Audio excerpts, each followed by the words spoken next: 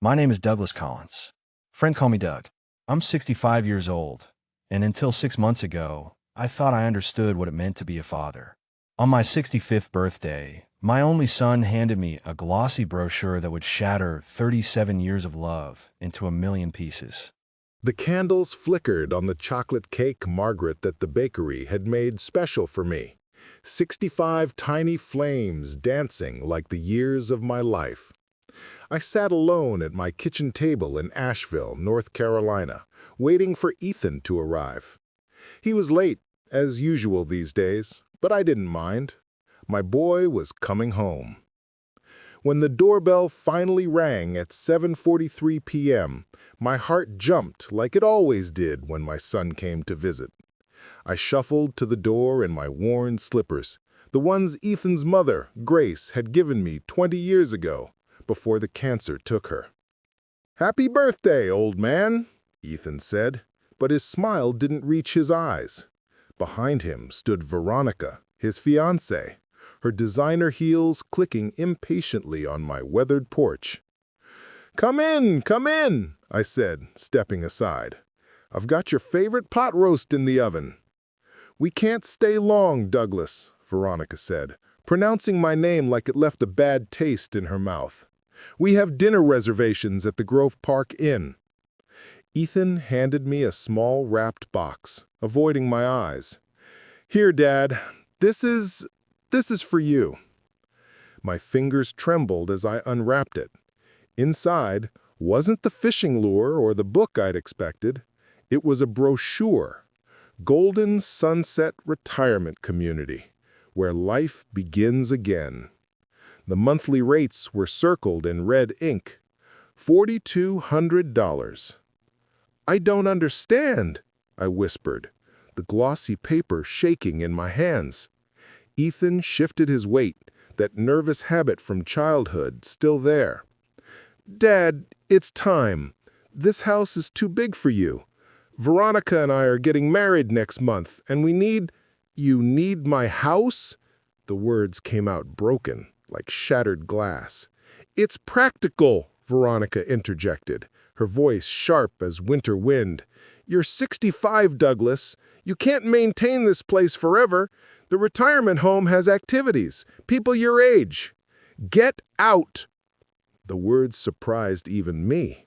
37 years of raising this boy alone after Grace died, and these were the hardest words I'd ever spoken to him. "Dad, be reasonable.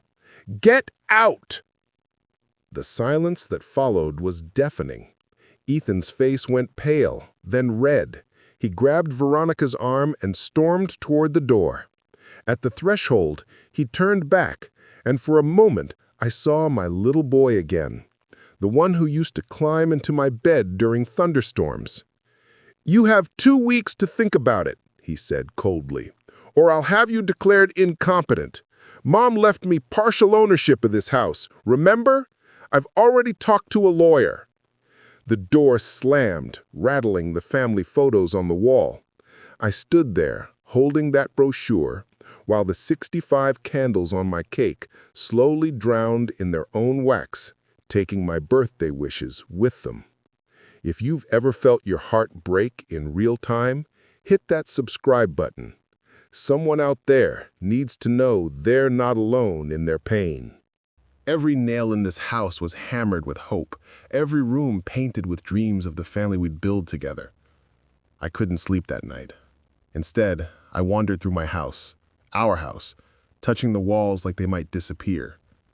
In the hallway, I stopped at the pencil marks on the doorframe. Ethan, age 5, 3 feet 2 inches, his first day of kindergarten.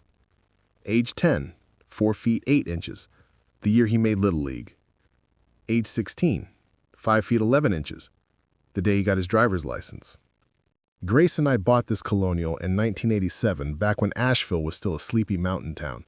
$76,000 with a 30-year mortgage that felt like signing our lives away. But Grace had stood in the empty living room, her hand on her pregnant belly, and said, "This is it, Doug. This is where we'll grow old together." She never got that chance. The cancer came when Ethan was 15. I remember the exact moment Dr. Harrison said stage 4. Grace's hand tightened in mine, but she didn't cry. Not then. She saved her tears for the bathroom at 2 a.m. when she thought I couldn't hear. "Promise me," she'd whispered near the end, autumn light filtering through the hospice window. "Promise you'll give him everything. The house, the love, everything he needs." I promised, I said, kissing her forehead as she slipped away. And I kept that promise. Every overtime shift at the paper mill, every weekend I worked instead of fishing, every vacation I didn't take, it was all for Ethan. College at UNC Chapel Hill, fully paid. His first car, that used Honda Civic he'd begged for.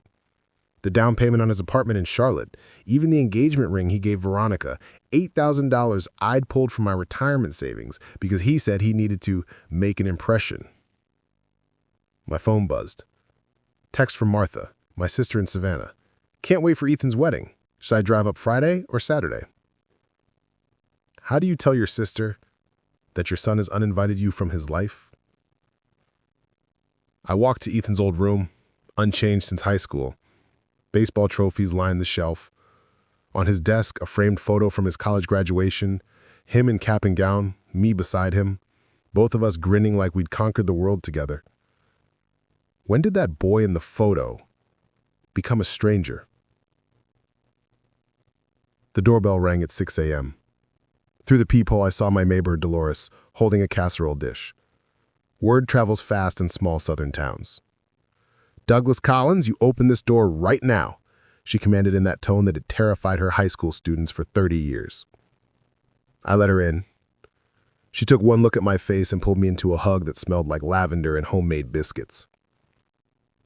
"Edith Patterson saw Ethan storm out last night. That boy's lost his mind if he thinks he can treat you this way." "He wants my house," Dolores gave me a nursing home brochure for my birthday. Her face hardened like granite. "Over my dead body. You built this house with your bare hands and Grace's dreams. That boy has no right." "He has legal right. Grace put his name on the deed when he turned 18. She wanted him to always have a home." "Having a home and stealing a home are two different things, honey." The letter arrived on a Tuesday, delivered by a courier who couldn't look me in the eye. 3 days after my birthday, I was fixing coffee when the doorbell rang. A young man in a suit stood on my porch, briefcase in hand, looking uncomfortable. "Douglas Collins? That's me. I've been instructed to deliver this." He handed me an envelope thick with expensive paper. I'm sorry, sir." He was gone before I could ask what he was apologizing for. Inside, on letterhead from Brennan, Hayes & Associates, was my son's declaration of war. "Dear Mr. Collins, this letter serves as formal notice regarding the property at 482 Mountain View Drive, Asheville, NC. As partial owner of said property, Ethan Collins is exercising his right to request full residence. You have 14 days to vacate voluntarily, or we will pursue legal action for possession. Additionally, your invitation to the wedding of Ethan Collins and Veronica Prescott on May 10th has been formally rescinded due to your hostile behavior. Sincerely, James Brennan, attorney at law." I called Ethan immediately. He answered on the 4th ring. "Dad?" "Ethan, what is this? Lawyers? You're suing your own father?" "You gave me no choice. You threw us out. I asked you to leave after you handed me a nursing home brochure for my birthday." Silence. Then Veronica's voice in the background. "Don't let him guilt trip you, baby." "Ethan." I tried again. "Your mother would be." "Don't." His voice turned sharp. "Don't you dare use Mom against me. She's dead, Dad. She's been dead for 12 years, and you've been living in this museum to her memory ever since, rattling around like some ghost. It's pathetic." Each word was a knife to my chest. "Son, please, I'm not your son anymore. Not until you accept reality. Veronica's pregnant, Dad. We need this house for our family. Our real family. The living one." Pregnant. My first grandchild, and I was learning about it during an eviction threat. "Congratulations," I whispered, but he'd already hung up.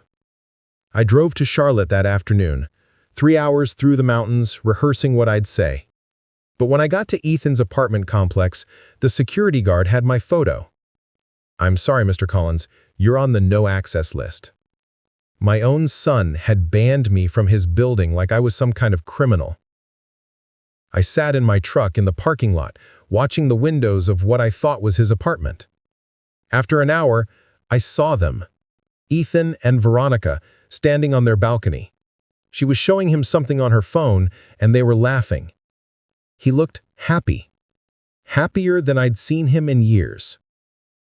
Maybe that was the moment I realized the truth. My son didn't just want my house, he wanted me gone. That night, I called my brother, Samuel, in Denver.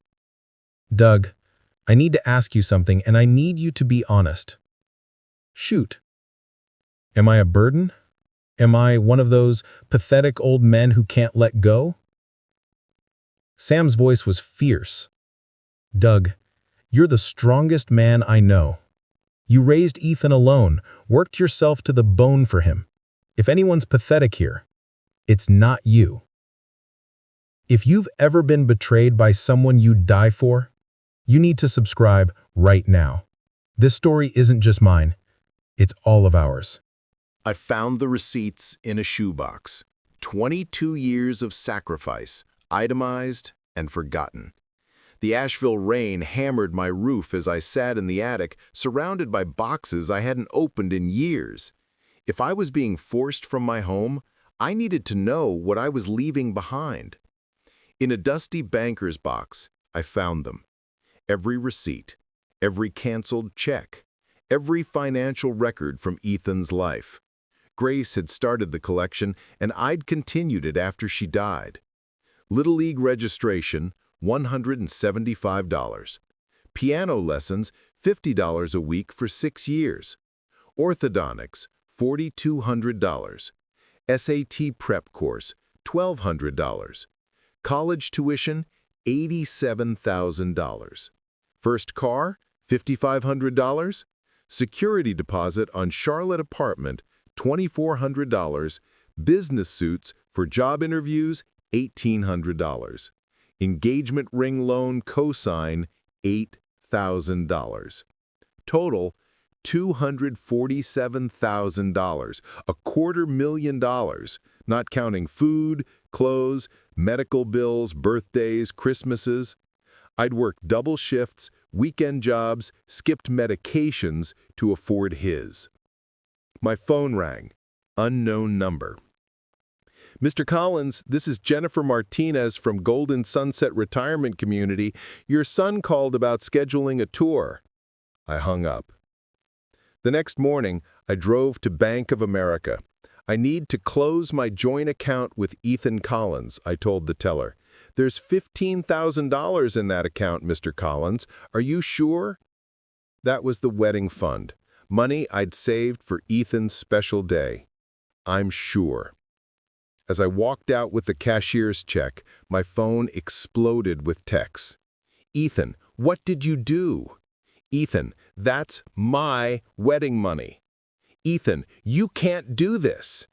"Ethan, Dad, please, we have deposits due." "Ethan, Veronica's crying, is that what you wanted?" I didn't respond. Instead, I drove to Davidson Memorial Cemetery, where Grace lay beneath an oak tree we'd planted together when we were young and thought we'd live forever. "I don't know what to do, Gracie," I whispered to her headstone. "Our boy, he's not our boy anymore." The whim through the oak leaves sounded like her voice. "Yes, he is. He's just lost." That evening, Dolores knocked with more food and gossip. Edith's daughter works at the country club, says the Prescott-Collins wedding is the talk of the town. Veronica's family is spending $50,000. $50,000? I nearly choked on my coffee. Her daddy owns those medical supply companies. Money's no object. But here's the interesting part, Dolores leaned in conspiratorially. They've banned you from the wedding, but there's no actual security. It's a country club, not Fort Knox. "Dolores, what are you suggesting?" She smiled, reminding me why she'd been the teacher every student feared and loved. "I'm suggesting that fathers have rights too, Douglas, and sometimes the truth needs an audience." That night, I made a decision. I pulled out my only suit, the charcoal gray one I'd bought for Grace's funeral, and laid it on the bed. If my son wanted to erase me from his life, he'd have to do it in front of everyone who mattered. But first, I had one more card to play. Don't you dare leave without subscribing. If you've ever had to choose between love and self-respect, you need to hear how this ends. The storage unit hadn't been opened in 5 years, but inside lay the truth that would change everything. I stood outside Store Safe on Tunnel Road, holding a key I'd almost forgotten existed. Unit 47B. Grace's things. The items I couldn't bear to keep in the house, but couldn't bear to throw away. The metal door rolled up with a shriek that sent pigeons flying. Inside, covered in dust and memory, were the remnants of my wife's life. Her sewing machine, boxes of fabric, the rocking chair where she'd nursed Ethan. But I was looking for one specific box, cedar with brass corners, Grace's letters. She'd written them during her chemo treatments, letters to Ethan for every major life event she'd miss. I'd given him some over the years, high school graduation, college acceptance, his first job, but there were others, including one labeled, "For Ethan, when you become a father." I sat on a dusty box and opened it. My precious boy. If you're reading this, you're about to become a father. I wish I could be there to hold your hand, to meet my grandchild, to watch you become the man I always knew you'd be. But son, before you can be a good father, you must remember what it means to be a good son. Your dad will need you now more than ever. He gave up everything for you. His dreams, his youth, his chance at love again after I died. He could have remarried, could have traveled, could have lived for himself. Instead, he lived for you. Don't let him grow old alone. Don't push him aside for your new family. Include him. Honor him. He is the backbone of everything good in your life. If you're reading this and you've been unkind to him, it's not too late.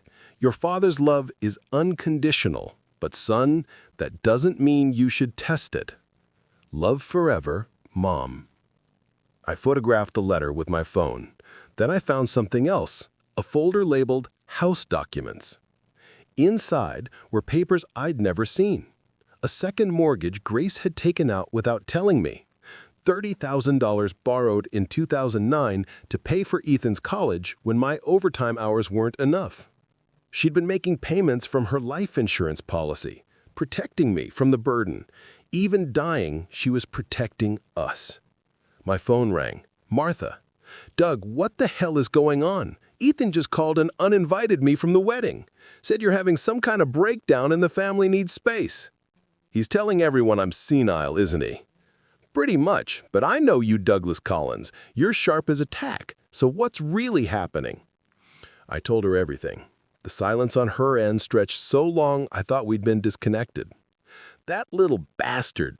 And Martha never swore. Grace would come back from the dead and haunt him herself. You need a plan, Doug. I have one. I drove home and opened my laptop. First, I transferred the photos of Grace's letter to a USB drive. Then I logged into the wedding website Veronica had created. Beautiful, professional, public. The guest list included 200 people. Family, friends, Ethan's colleagues, Veronica's father's business associates. All would be at the Asheville Country Club on Saturday, May 10th at 4 p.m. I called Tom Bradley, my old friend from the paper mill who now works security at the club. Tommy, I need a favor. Name it, Doug. My son's getting married at your club Saturday. I've been uninvited, but I need to give him his mother's letter. Tom was quiet. Then, you know, Doug, our staff entrance is never locked during events. And technically, the ballroom is open to all club members during cocktail hour. I can't stop a member from walking through. I'm not a member, Tommy. You are now. I'm buying you a one-day guest pass. My wedding gift to Ethan. If you're not subscribed yet, you're missing the moment when karma comes knocking. Hit that button now, because what happens next will restore your faith in justice. I stood outside the country club in my 12-year-old suit, holding an envelope that would either destroy my son or save him. Saturday, May 10th, 4:47 p.m.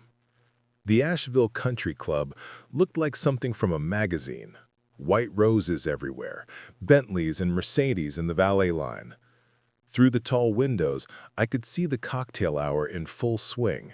Beautiful people in beautiful clothes, laughing with champagne flutes that caught the late afternoon sun.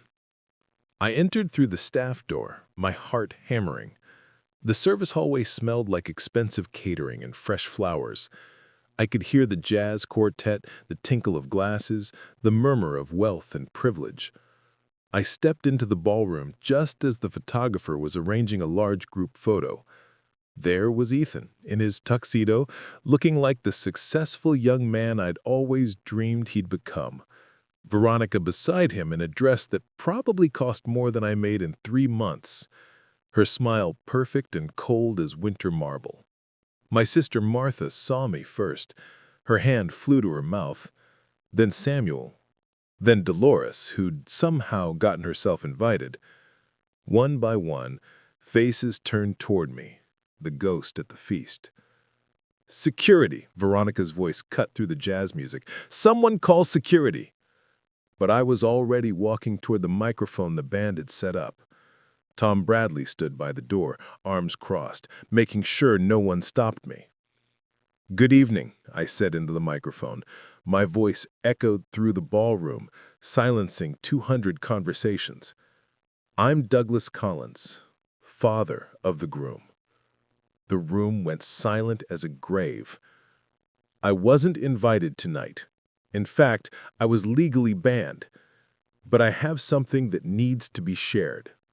A letter from Ethan's mother, Grace Collins, written when she was dying of cancer.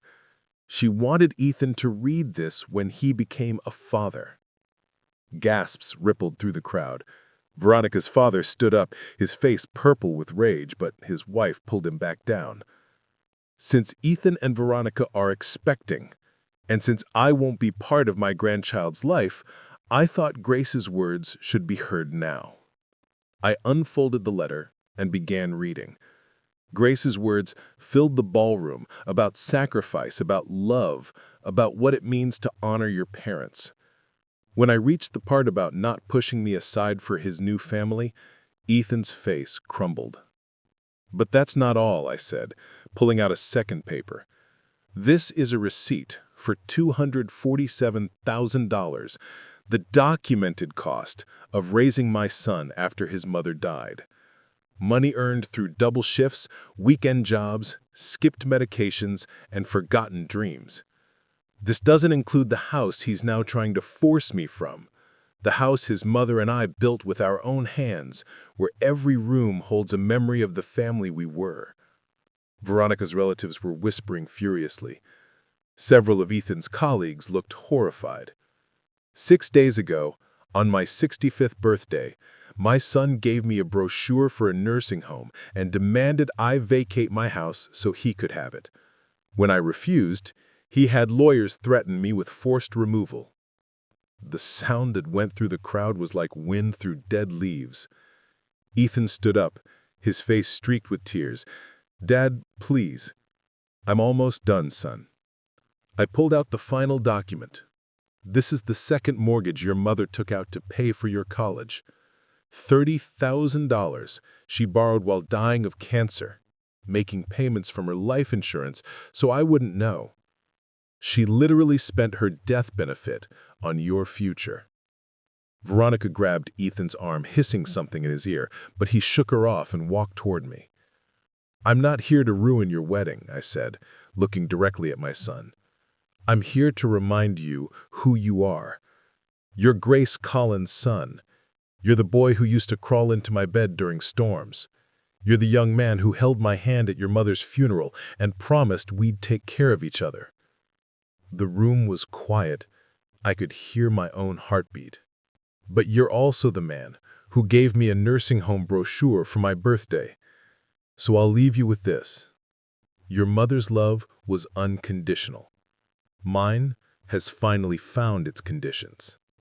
If your heart is breaking right now, subscribe, because this story isn't over, and neither is your need to see how love and justice collide. In front of 200 witnesses, my son had to choose between the man he'd become and the boy his mother raised. I turned to walk away, but Ethan's voice stopped me. "Dad, wait." He stood in the middle of the dance floor, this successful young man in his perfect tuxedo, looking like a lost child. The entire room held its breath. "Tell them the rest," he said, his voice breaking. "Tell them what happened after Mom died." I turned back slowly. "What?" "Tell them how I failed you." His voice grew stronger. "Tell them how I spent my college money on gambling, how you bailed me out 3 times, how I crashed the car you bought me and you worked overtime to buy another. Tell them how I stole from your wallet when I was 19 and you pretended not to notice." Veronica stepped forward. "Ethan, stop this." "No." He turned on her with a fury I'd never seen. "You stop. You've been poisoning me against my father since we met, making me feel ashamed of where I came from, of his job, of this man who gave everything for me." The room was electric with tension. "Tell them, Dad," he continued, tears streaming.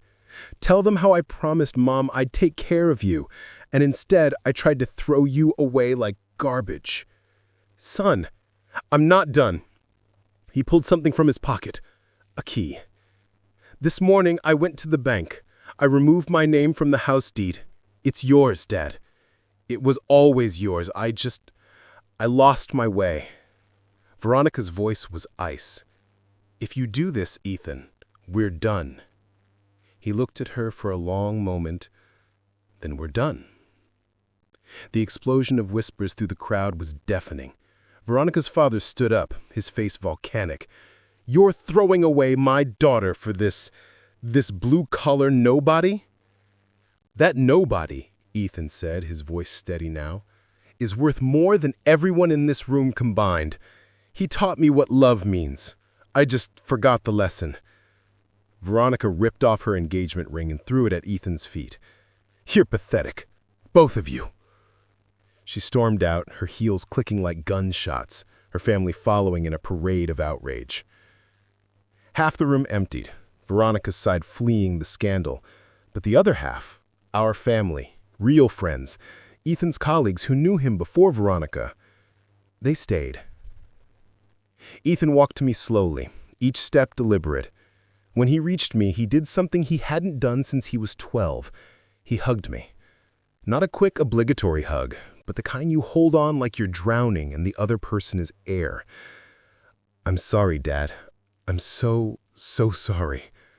I held my son while he sobbed, this grown man in a tuxedo, crying like the boy who lost his mother all over again. "Can you ever forgive me?" he whispered. I pulled back and looked at him, really looked at him. And there beneath the shame and tears I saw her, Grace.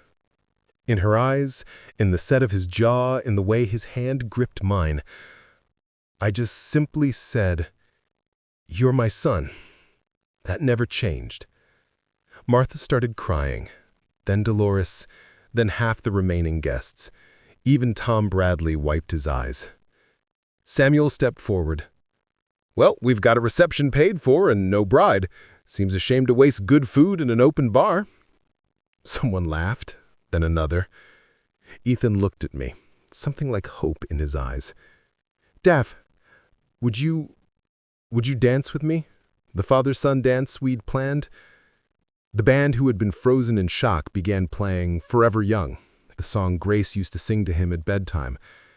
As I danced with my son in that country club ballroom, surrounded by the people who really mattered, I felt her. Grace. Watching, smiling, proud that her boys had found their way back to each other. "If you're not crying now, you're stronger than me." Subscribe and share, because stories of redemption need to be told and second chances need to be celebrated. 6 months later, I learned that the greatest gift a parent can receive isn't gratitude. It's the chance to watch their child become the person they were meant to be. November in Asheville paints the mountains like Grace used to paint, all amber and rust and gold. I stood on my porch, coffee in hand, watching the sunrise when Ethan's truck pulled into the driveway. He'd been coming every Saturday since the wedding that wasn't.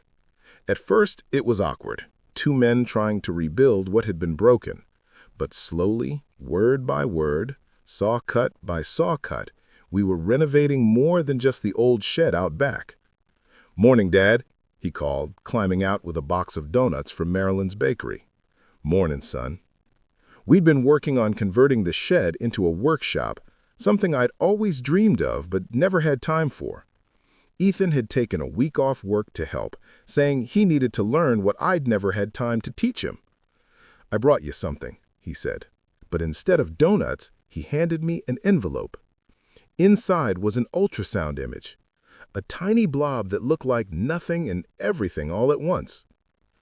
"Her name is Lauren," he said quietly, "after Mom's middle name." I stared at the image, this grandchild I thought I'd never know. "Her? You're having a girl?"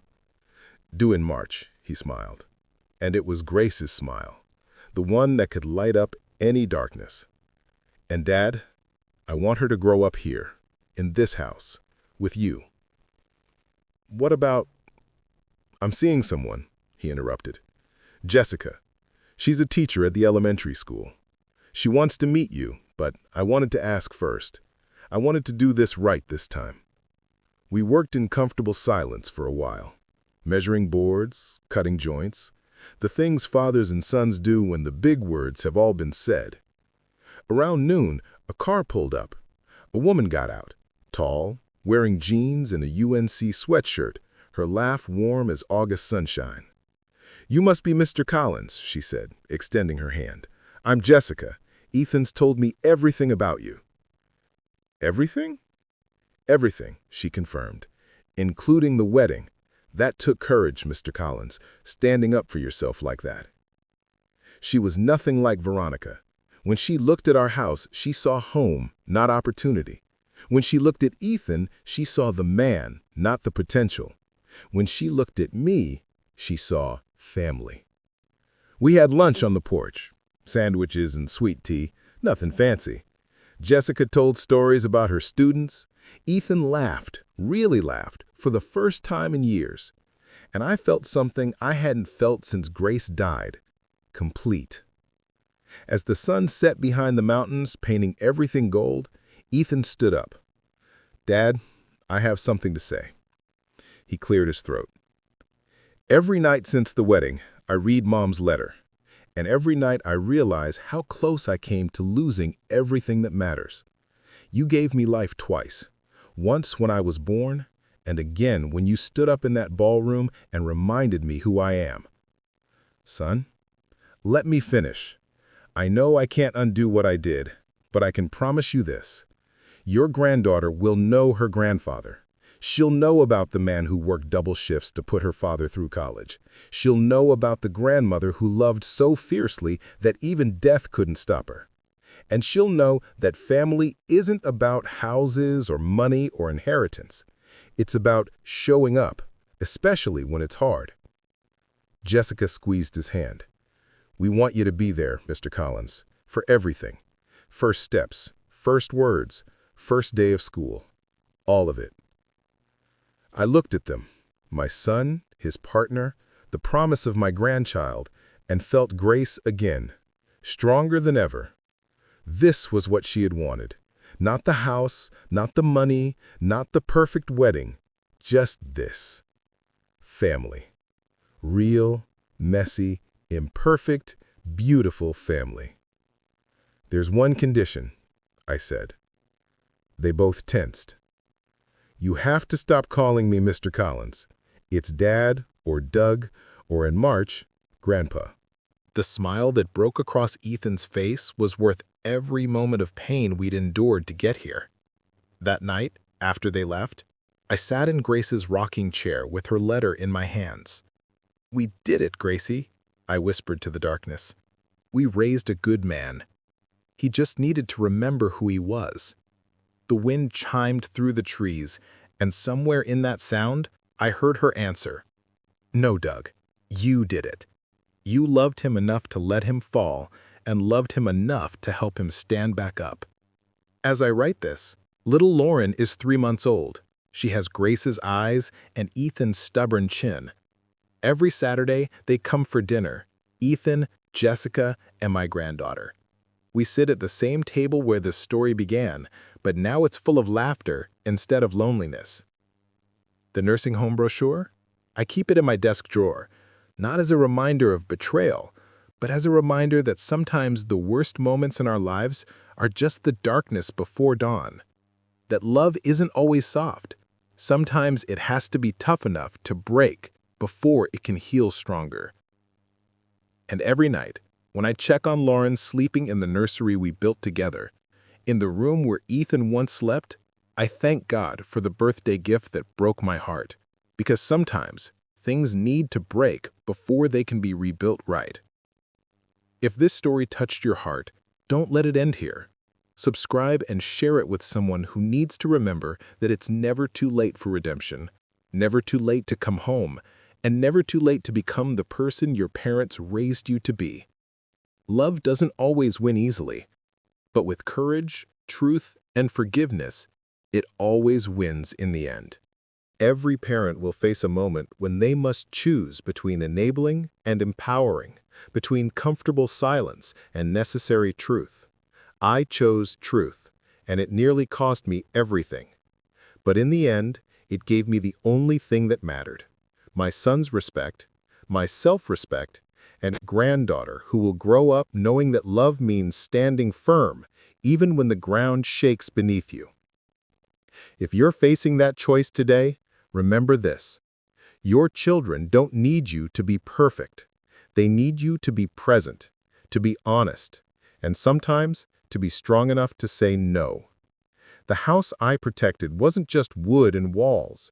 It was the foundation of everything we'd built as a family.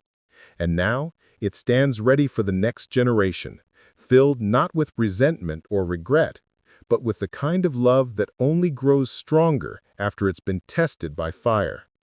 Thank you for sharing this journey with me. May you find the courage to stand your ground when it matters, and the wisdom to know when to let love lead you home.